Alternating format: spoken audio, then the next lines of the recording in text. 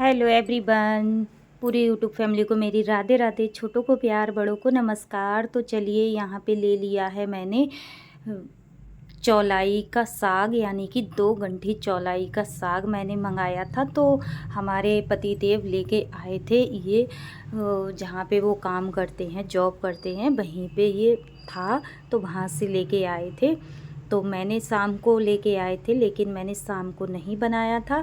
तो मैंने सोचा चलो आज बना लेती हूँ, और बिल्कुल नए तरीके से बनाऊँगी। उस दिन जो शेयर किया था वो बिल्कुल नए तरीके से, और उससे हट के मैं आज बनाऊँगी। तो इसी तरह से मैं बीन बीन के, बिल्कुल साफ़ है, बिल्कुल गंदा नहीं है, क्योंकि घर की जो सब्ज़ी होती है वो बिल्कुल गंदी नहीं होती है, साफ़ होती है। तो इस तरह से मैं झाड़ झाड़ के और इसकी डंडी तोड़ तोड़ के पत्ती पत्ती निकालूंगी, जो कि कच्चा कच्चा सा है वही निकाल के मैं इसके लिए इसी तरह से काट लूँगी सारे साग के लिए। जो थोड़ा साग, जो बड़ी बड़ी मोटी मोटी सी इसमें डंठी होती हैं, डाँड़े से होते हैं बोलते हैं, जो वो टाइट से हो रहे थे, तो वो मैं निकाल रही थी। खाली जो मुलायम मुलायम सी डाँड़ी थी वो ले रही थी मैं, पत्ते पत्ते ले रही थी। तो मैं इसी तरह से साग के लिए काट रही थी। और आज मैं बिल्कुल हटके ब्लॉग बना रही हूँ, जो कि आप लोगों के साथ शेयर कर रही हूँ। तो मैं आज अपने रूम में, कमरे में बैठ के साग के लिए काट रही थी, क्योंकि तबीयत ठीक नहीं चल रही थी। तो मैंने सोचा चलो यहीं पे काट लेती हूँ। तो बेड पे बैठ के मैं काट रही थी, और इसी तरह से मैंने पूरा साग काट लिया, और 3 से 4 पानी में धो के अच्छे से साफ़ करके ले आई, जो कि आप लोगों को मैं दिखा रही हूँ। तो इसी तरह से सारी पत्तियों को मैंने धो लिया है, और बड़े बड़े टुकड़ों में मैंने काट लिया है। वैसे भी छोटे छोटे पत्तियाँ होती हैं, तो इन्हें तो काटना जो इस वजह से होता है, क्योंकि जब हम कोई भी सब चीज़ काट लेते हैं तो वो जल्दी से बन जाती है। और रख दी गैस पे कढ़ाई का, गैस को जला दिया। अब वो कढ़ाई होने देते हैं। कढ़ाई में लगा दिया तेल, तेल में डाल दिया जीरा आधा चम्मच, चुटकी से मैंने 1 चुटकी जीरा डाल दी मैंने खड़ी लाल मिर्च, जो खड़ी लाल मिर्च होती हैं वो। अब मैंने डाल दी लहसुन, लहसुन की 10 से 12 कली मैंने छील ली थी, और 10 से 12 कली ली हैं, बिल्कुल समूची डाली हैं, ना काटी हैं, और ना ही मैंने उनका दरदरा सापन बनाया है। अब लहसुन को भुनने दिया मैंने सुनहरा होने तक। इसके बाद मैंने डाल दिया इसमें प्याज, 2 से 3 गंठी प्याज की मैंने चॉप की थी, तो वो भी मैंने इसमें डाल दिया। अब सुनहरा होने तक इसे अच्छे से भूनूंगी, चला चला के। 1 मिनट में मेरी प्याज, लहसुन, सारा तड़का भुन के रेडी हो जाएगा। और उधर छवि कुछ कर रही थी, बेटी हमारी कुछ बोल रही थी, क्योंकि बेटे को मेरे इतने ज़्यादा पसंद है, पूरे परिवार को पसंद है। घर वाले बहुत ही ज़्यादा मन से खाते हैं इस वाले साग के लिए, चौलाई के साग के लिए। भुजिया बनाओ, पतला बनाओ, और आलू डाल के बनाओ, हर तरह से बनता है। तभी तो मैं नए नए तरीके से बनाती हूँ, तभी तो बनाते ही सब फिनिश हो जाता है, ख़त्म हो जाता है। अब डाल दिया, तड़का मेरा भुन चुका था। डाल दी 1 चम्मच हल्दी और 1 चम्मच लाल मिर्च पाउडर। अब अच्छे से इसे भूनूंगी मसाले में, तड़के में, जिससे इसका कच्चापन निकल जाए। और बिल्कुल अलग अलग तरीके से, चीज़ वही होती है लेकिन अलग अलग तरीके से बनाती हूँ, तो बनते ही ख़त्म हो जाती है, सभी को पसंद भी आती है। अब डाल देती हूँ थोड़ी सी हींग, 1 चुटकी भर हींग डाल दी मैंने। अब तड़के के लिए चला देती हूँ, मसाले के लिए, और ये फ़ायदा भी करता है। अब डाल देती हूँ पत्तियों के लिए, यानी कि चौलाई के साग के लिए, जो मैंने धुल के और साफ़ करके रखा था। आधा डालूँगी पहले, तड़के में मिलाने के बाद में फिर दोबारा डालूँगी। इसी तरह से डाल देती हूँ साग सारा, क्योंकि इस वाले चौलाई के साग को खाओ। एक लुबिया का साग आता है, इससे क्या होता है, शरीर को फ़ायदा भी करता है, और जो बीमारी भी होती है, रोग में भी काम आता है, रोग में भी फ़ायदा करता है। कोई भी बीमारी अगर शरीर में होती है तो उसको भी फ़ायदा करता है, कई बीमारियों से बचाता है, और खून भी बढ़ाता है, कमज़ोरी को भी ख़त्म करता है। और हमारे तो घर पे रोज़ तीसरे दिन यह बनता ज़रूर है।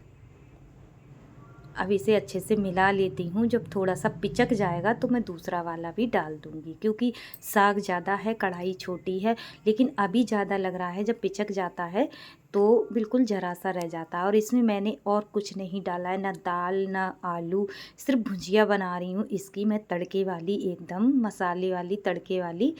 चौलाई की भुजिया जो बनती है वही बना रही हूँ, बिल्कुल हट के अलग तरीके से। रोटी से तो बहुत ज़्यादा टेस्टी लगती है। अब दूसरा भी घान मैंने इसमें डाल दिया। अब इसे अच्छे से चलाऊँगी और पानी को मैंने फेंक दिया। बर्तन भी मैंने सिंक में रख दिया। इसी तरह से हल्के हाथ से मैं चला देती हूँ।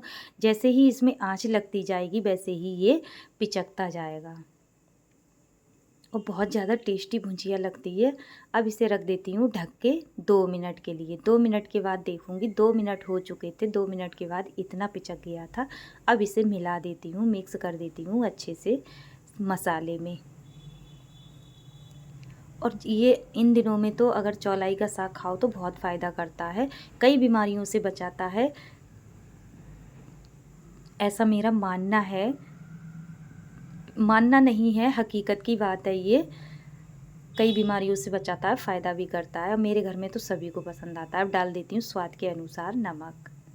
आप लोगों को लगता होगा कि नमक मैं ज़्यादा डालती हूँ, तो नमक मेरे हाथों में थोड़ा सा आता है, इस वजह से मैं थोड़ा थोड़ा करके 2 बार में 3 बार में डालती हूँ और उसी हिसाब से डाल रही हूँ जिस हिसाब से साग है। साग पिचक जाएगा इस हिसाब से मैं डाल रही हूँ। और यहाँ पे अब चला देती हूँ, नमक में चौलाई के साग को मिला देती हूँ। अब इसे ढक के रख देती हूँ 2 से 3 मिनट के लिए।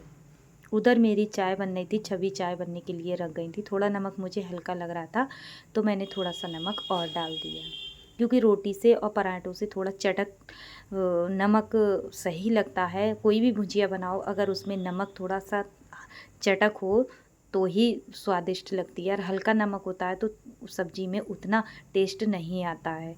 रसीली सब्ज़ी तो रसे वाली सब्ज़ी तो चल जाती है, लेकिन सूखी सब्ज़ी नहीं चलती है। बाद में अगर सब्ज़ी बनने के बाद में नमक डालो, आगे नमक डालो सब्ज़ी में, तो वो नुकसान देता है। इस वजह से सब्ज़ी में नमक सही से परफेक्ट डालना चाहिए। और इस तरह से नमक को भी मिला दिया और अब रख देती हूँ ढक के 2 से 3 मिनट के लिए। तब तक मेरा साग बनने में आ जाएगा। और इधर चाय भी बन रही थी, बेटी मेरी चाय बनने रख गई थी और इधर पति देव आ चुके थे तो उनके लिए चाय देने जा रही हूँ। अब दिखा देती हूँ आपको इस तरह से 2 मिनट के बाद। अभी चाय मेरी खौली नहीं थी ज़्यादा, तो चाय भी मेरी खौल रही है। कम से कम 2 मिनट चाय तो खौलना चाहिए। और इधर मेरा इस तरह से चौलाई के साग की भुजिया यानी कि बहुत ज़्यादा टेस्टी बनती है। इस तरह से बनाओ दोस्तों तो बहुत ज़्यादा हेल्दी भी रहती है, टेस्टी भी बनती है, नुकसान भी नहीं देती है। तो इस तरह से मैंने चला के अब 2 से 3 मिनट और इसको बनाऊंगी। समय ज़्यादा नहीं लगता है, 6 से 7 मिनट में चौलाई की भुजिया बन के रेडी हो जाती है। तो 2 से 3 मिनट मेरे हो चुके थे। अब यहाँ पे मेरी साग चौलाई की भुजिया बन के रेडी होने वाली है। देखो चटकने को रह गई है, चटकाऊँगी अब इसे मैं। तो इस तरह से हमारी चौलाई की साग की भुजिया बन के रेडी हो चुकी है। और आप लोग भी खाना ट्राई ज़रूर करना, क्योंकि मेरा मानना ऐसा है, बहुत फ़ायदा करती है। चौलाई के साग की भुजिया हो, साग हो, आलू के साथ भुजिया बनाओ, हर तरह से हर रोगों में फ़ायदा करती है। ये शरीर को बहुत ज़्यादा फ़ायदा करती है, खून भी बढ़ाती है। इस तरह से अब इसे मैं चटका लेती हूँ स्लो गैस पे धीरे धीरे। तब तक मैं कर लेती हूँ रोटियों की तैयारी सेकने के लिए। आटा मैंने पहले ही गूंद के 10 मिनट पहले ही रख दिया था। जब मैं सब्ज़ी बनाने जा रही थी तभी मैंने आटा गूंद के रख दिया था, क्योंकि 10 मिनट तो हो ही चुके हैं हमारी सब्ज़ी बनने में और 1 से 2 मिनट तो चटकाने में लगेंगे। जब चटक जाता है तो बहुत ज़्यादा टेस्ट बढ़ जाता है। और इस तरह से बनाओगे दोस्तों तो बहुत ज़्यादा टेस्टी बनती है। हम ज़्यादा कुछ तामझाम नहीं करते हैं, जो जैसा हम खाते हैं बिल्कुल, ना नई कोई रेसिपी बनाते हैं, ना नया कुछ हम दिखाते हैं। जो हमारे घर में बनता है, जो हम खाते हैं, जैसी हमारी लाइफ है, जैसा हम बनाते हैं वही आप लोगों के साथ शेयर करते हैं। और आप लोगों को थैंक यू, दिल से धन्यवाद, जो आप लोग उसी को हमारी वीडियो को पसंद करते हैं। तो इस तरह से हमारी चौलाई का साग चटक के रेडी हो गया, यानी कि भुजिया रेडी हो गई। भाजी बोलो, भुजिया बोलो, जो भी बोलो, सभी तरह से बोल लेते हैं, क्योंकि चटकी हुई भुजिया बहुत ज़्यादा टेस्टी बनती है। गैस को कर दिया मैंने बंद।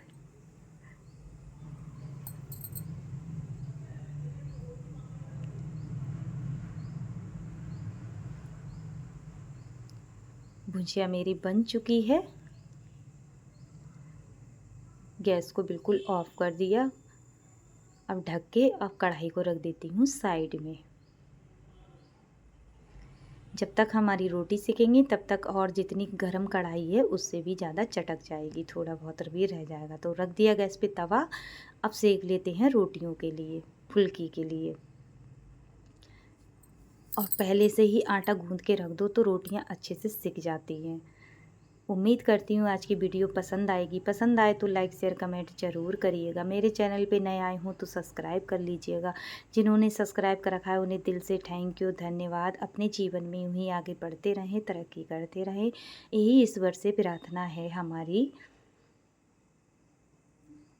तो यहाँ पे इसी तरह से रोटियों को सेक लेती हूँ। सबसे पहले मैंने गौ माता की रोटी सेकी है, गौ ग्रास बोलते हैं जो कि, तो वो हम निकालते हैं, दोनों टाइम निकालते हैं। जब भी हम कुछ बनाते हैं तो गौ माता का ज़रूर निकालते हैं।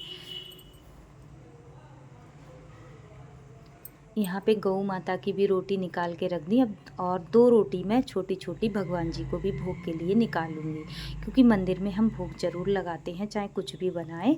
तो सबसे पहले भगवान जी को भोग लगाते हैं, गौ माता की रोटी निकाल के रखते हैं, उसके बाद हम सब लोग खाते हैं। तो यहाँ पे भगवान जी की भी रोटी हमारी 2 सिक चुकी हैं। अब इन्हें भी हम भगवान जी को भोग लगा देंगे, छवि लगा देंगे, यानी कि हमारी बेटी भोग लगा देगी। अब सेक लेते हैं पूरे परिवार के लिए।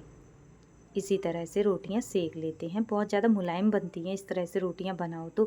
और मैं तवे पे रोटी इस वजह से नहीं बनाती हूँ, आधे लोग पसंद करते हैं, आधे लोग पसंद नहीं करते हैं, बोलते हैं कच्ची सी रह जाती हैं, अंदर से अच्छी नहीं लगती हैं। तो इस वजह से मैं एक ही सी रोटी सेकती हूँ। रोटी मेरी सीख चुकी थी। अब लगा लेते हैं देसी थाली, एकदम चौलाई के साग की भुजिया और सूखे आलू जो मसाले वाले मैंने बच्चों के लंच में बनाए थे, वो मैं आप लोगों को शूट करके नहीं दिखा पाई थी, क्योंकि सुबह सुबह में बहुत ज़्यादा काम बढ़ जाता है और नहीं शूट कर पाते हैं, क्योंकि अकेले ही शूट करना होता है, अकेले ही वीडियो बनाना होता है, अकेले ही काम करना होता है।